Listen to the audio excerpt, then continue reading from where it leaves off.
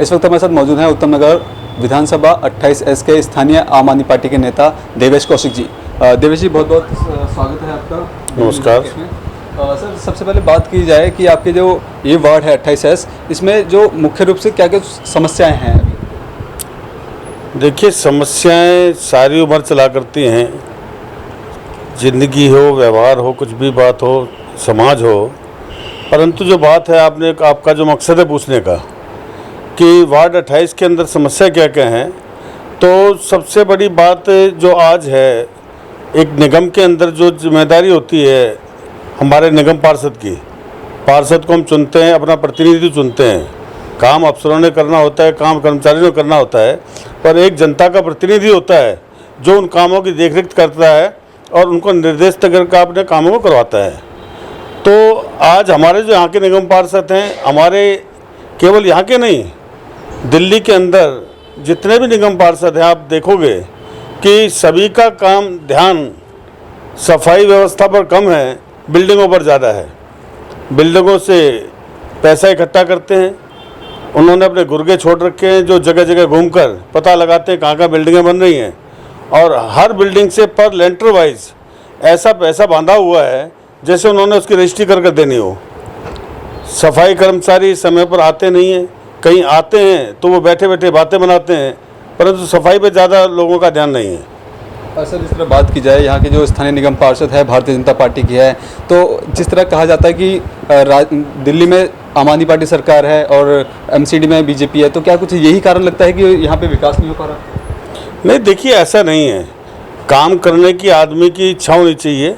जो जिम्मेदारी समाज ने आपको दी है, आप चुनकर यहाँ पर आए हैं, और आपको जो जिम्मेदारी दी गई उस जिम्मेदारी को आप अगर निभाना चाहेंगे तो इसमें पार्टी से कोई मैटर नहीं है।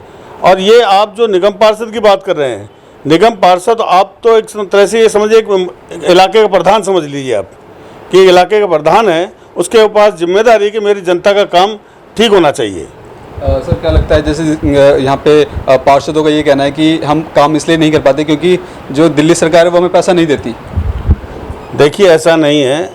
अगर दिल्ली सरकार से जो फंड जो है, वो कोई फंड सरकार रोक नहीं सकती किसी का भी।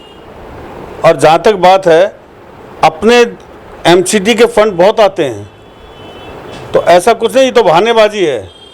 सफाई कर्मचारी हमारे नियमित कर्मचारी हैं, उनको तनख्वाह मिलती है, तो तनख्वाह जिसको मिल रही है उसको अपना काम करना चाहिए। ये भी कहना है कि मतलब 3-3 महीने हो गए, 4-4 महीने से देखिए पीछे से पैसा नहीं आ रहा, तो आगे जो कर्मचारी काम कर रहे हैं उनको कैसे? देखिए, मेरा कहना ये है कि अगर मैं कर्मचारी हूँ, मैं अपने काम पर आया हुआ हूँ, तो मेरा काम है उसको काम को अपने को करना। या तो ये कि तनख्वाह अगर नहीं मिल रही है, आदमी घर पे बैठेगा। कर्मचारी इलाके में आते हैं परंतु फॉर्मेलिटी करके निकल जाते हैं। जहाँ तक तनख्वाह देने की बात है, तनख्वाह MCD देगी, इसके लिए दिल्ली सरकार जवाबदेही नहीं है, ये MCD देखेगी। अगर उनकी कोई बात है, अगर वो ये कह रहे हैं कि फंड नहीं मिलता है, तो आगे बात की जाए उसके लिए। इससे इसका मतलब नहीं कि जनता परेशान होगी।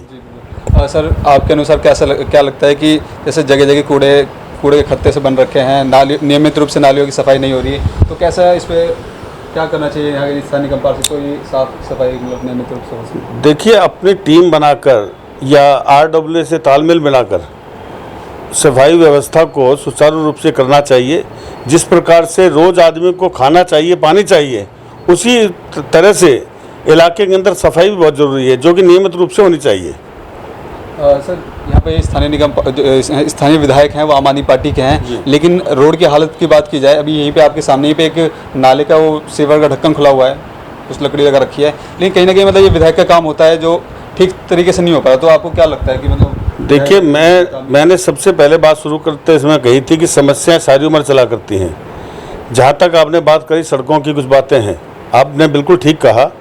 हमारे कुछ टेंडर होकर तैयार थे, उस दौरान जो है कोरोना आ गया। कोरोना काल में काम सारे बंद हो गए। उसके बाद जब थोड़ी सी ढील आई तो उस समय पर दिक्कत लेबर की आ गई। परंतु मैं आज आपको, अगर आप अभी कहें तो मैं अभी आपको चलकर कई कॉलोनियाँ दिखा सकता हूँ जहाँ पर काम चालू है, सड़क नालियाँ बन रही हैं। आप देखना चाहें, अभी आपके बिल्कुल पड़ोस में भगत इंक्लेव और नंदरा पार्क में काम चालू है, परमपुरी में काम चालू है, टी ब्लॉक में काम चालू है, अन्य कई और कॉलोनियाँ हैं जिनमें काम इस समय पर चालू है। जिस ठेकेदार की लेबर आती जा रही है हम उसको काम पर लगाते जा रहे हैं और बहुत जल्द आपको देखने में आएगा कि सारी सड़क नाली हमारे यहाँ पर बनकर तैयार हो जाएंगी। सर, आरोप प्रत्यारोप लगाते हैं, भारतीय जनता पार्टी बोल रही है कि मतलब दिल्ली में सरकार है आम आदमी पार्टी की, इसलिए काम नहीं हो पा रहा, और केजरीवाल बोलते हैं कि मतलब हमारी तरफ से पूरा पैसा जा रहा है। तो इन दोनों के बीच में आम जनता पिस रही है। देखिए, आरोप प्रत्यारोप कोई यार नई बात नहीं है, ये बहुत पुरानी बात है। सर, जनता तो पिस रही है ना फिर भी। नहीं, देखिए, इसका फैसला भी जनता ही करेगी। आरोप लगाना और उस पर जनता को फैसला करना होता है। अगर आप झूठा आरोप लगाएंगे तो उसका फैसला भी जनता ही करेगी कि आप जो आरोप लगा रहे हैं वो सत्य है कि झूठ है। मैं इसको ये नहीं कहूँगा आप आरोप मत लगाइए, आपका काम है आरोप लगाएं, परंतु उसका फैसला जनता ने करना है। जनता उसका फैसला करेगी कि सामने वाला कौन झूठा आरोप लगा रहा है, कौन सच्चा आरोप लगा रहा है। सर, इस तरह से यहाँ की आम समस्या बनी हुई है कि कूड़े के खत्ते लगे पड़े हैं, नियमित रूप से सफाई नहीं हो पा रही, तो इसको लेकर के आपने स्थानीय निगम पार्षद से इस चीज़ को लेकर बात की हो, क्या कुछ एक्शन की बात कही है उन्होंने? देखिए, आप जानते हैं कि विपक्ष का मामला है। स्थानीय जो हमारे RWA के लोग हैं वो निरंतर वहाँ पर जाते रहते हैं और वो हमें भी बताते हैं। और ऐसा नहीं है, हम भी कर्मचारियों को बोलते हैं, उनसे हम भी करवाते हैं। ऐसा नहीं है कि हम निगम में नहीं है तो हम ये कह के टाल देंगे कि नहीं, काम नहीं होगा।